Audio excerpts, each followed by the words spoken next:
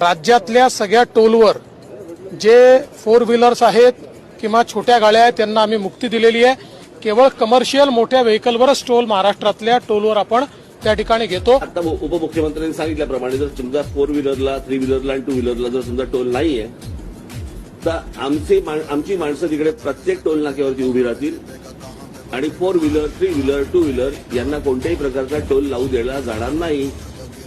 आणि याला जर समजा विरोध करायचा प्रयत्न केला तर हे टोल नाके आम्ही जाळून टाकू.